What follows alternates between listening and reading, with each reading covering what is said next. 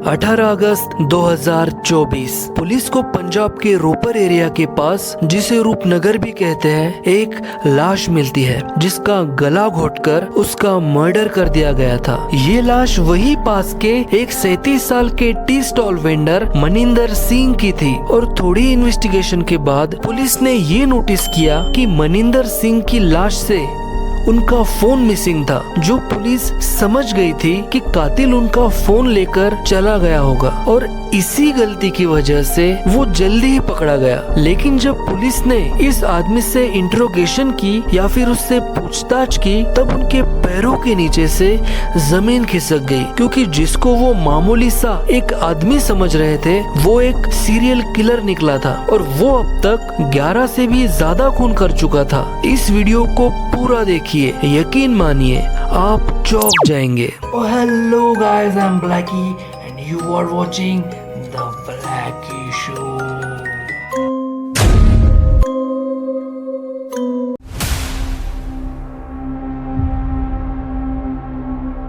राम स्वरूप का जन्म पंजाब के रोपर डिस्ट्रिक्ट में हुआ था, जहां वो पला बड़ा भी था। राम की जिंदगी किसी भी आम बच्चे की जिंदगी से काफी अच्छी थी, क्योंकि उसका एक काफी अच्छी फैमिली में जन्म हुआ था और उसकी अपब्रिंगिंग भी अच्छी थी। लेकिन जब वो थोड़ा बड़ा हुआ तो उसके अंदर की कुछ ऐसी हैबिट्स पेरेंट्स के नजरों में आई, जिसे देखकर उसके पेरेंट्स उससे बहुत ही ज्यादा नाखुश होते गए और वो सोचते थे कि ये सारी की सारी हैबिट्स बहुत ही ज्यादा प्रॉब्लमेटिक है। दरअसल राम अक्सर अपने पेरेंट्स से छुपकर लड़कियों के कपड़े पहना करता था और लड़कियों की तरह मेकअप भी करता था, क्योंकि ऐसा करने से उसे काफी ज्यादा अच्छा लगता था। लेकिन एक दिन जब उसके पेरेंट्स ने उसे ये करते हुए देख लिया तो उन्होंने उसे बहुत ही ज्यादा डांटा और उसे समझाया कि वो ऐसा दोबारा कभी भी ना करे। इसके बाद राम ने अपने पेरेंट्स की बात को मानते हुए ऐसा करना छोड़ दिया और इसके बाद उसका बचपन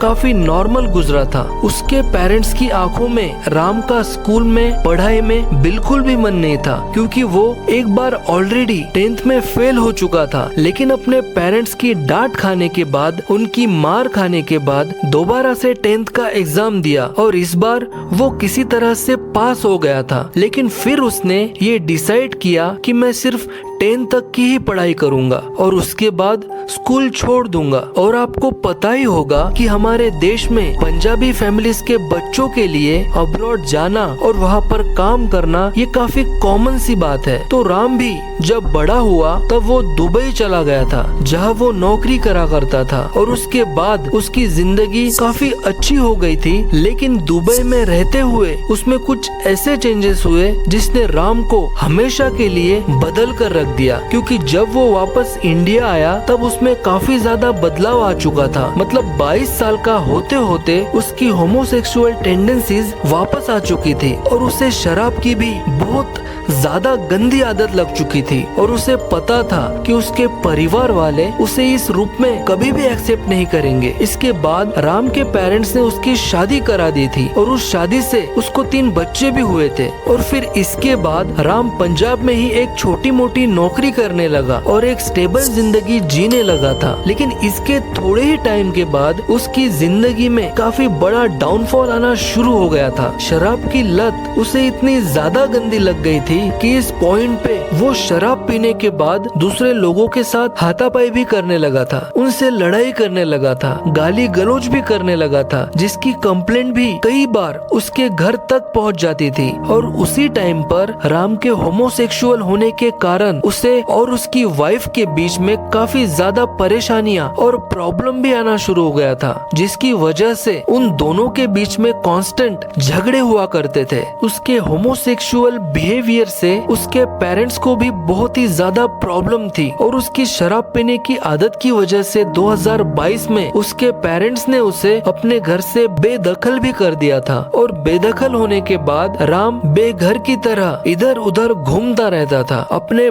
बचे कुचे पैसे वो दारू पे उड़ा देता था। लेकिन कुछ ही महीनों में उसे ये चीज समझ आ गई थी कि उसे जिंदा रहने के लिए कुछ और प्रॉपर काम भी करना पड़ेगा। लेकिन उसने ये चीज नोटिस कर ली थी कि उसके एरिया में विशेष रूप से जितने भी होमोसेक्सुअल लोग थे वो ज्यादातर सेक्स वर्क या फिर प्रोस्टिट्यूशन में ही इन्वॉल्व थे। तो इसीलिए राम ने भी वही सब कुछ करना चालू कर दिया था। दिन में तो वो किसी नॉर्मल आदमी की तरह ही रहा करता था, लेकिन जैसे जैसे अंधेरा होता था उसका हुलिया पूरी तरह से बदल जाता था और वो एक औरत की तरह कपड़े पहन लेता था और अपने चेहरे पर मेकअप भी अप्लाई कर लिया करता था। और इसके बाद वो रोड पर लोगों से लिफ्ट मांगता और उन्हें सेक्सुअल सर्विस भी प्रोवाइड करा करता था। इससे जो पैसे आते थे वो बहुत ज्यादा तो नहीं थे, लेकिन उससे का खाना पीना, शौक पानी सब कुछ निकल जाता था। लेकिन आपको ये चीज तो पता ही होगी कि इस लाइन में काम कर रहे लोगों को हमारे देश में कुछ ज्यादा इज्जत नहीं मिल पाती। और इतने वक्त में राम भी ये सब कुछ समझ चुका था और यही से ही राम स्वरूप की किलिंग स्प्री की भी शुरुआत हुई थी।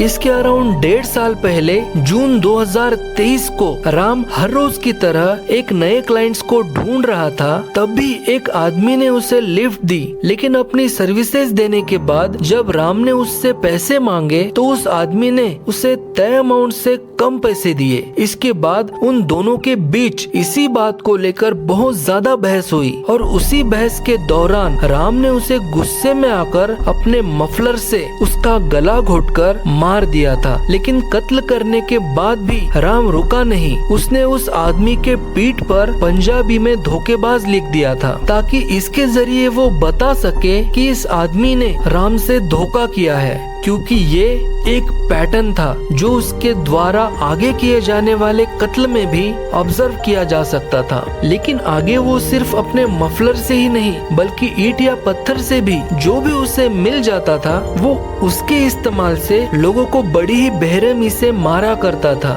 और ऐसा करते करते 1.5 साल के टाइम स्पैन में उसने न जाने कितने मर्डर कमिट कर दिए थे। वो जब भी रात को क्लाइंट्स की तलाश में निकलता वो अक्सर नशे की हालत में ही होता था और अगर कोई उसका होमोसेक्सुअल होने पर मजाक उड़ा देता था या फिर उसकी इंसल्ट करता था या जो भी उसे कम पैसे देता था वो उसे मार डालता था। लेकिन राम स्वरूप के अकॉर्डिंग ये मर्डर्स उसने जानबूझकर नहीं किए थे। जानबूझ के नहीं मारे। हाँ, अपना पछतावा होता बेटे भी ज़्यादा पढ़ पर मैं मार तो बहुत माफी जरूर मांग रहा था। कितने माफी मांगता कितने माफी मांगता सी? मैंने पैर छू के मेरा मारन तो बाद गलती हुई मांगता है तो नहीं चाहिए।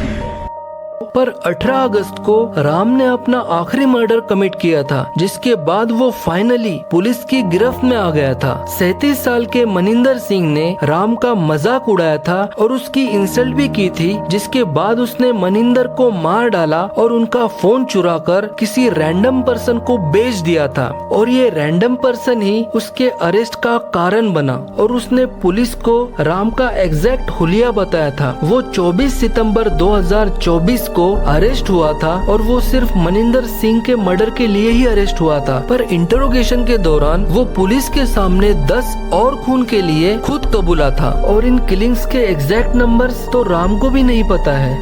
कितने खून तक वारदात कर ली?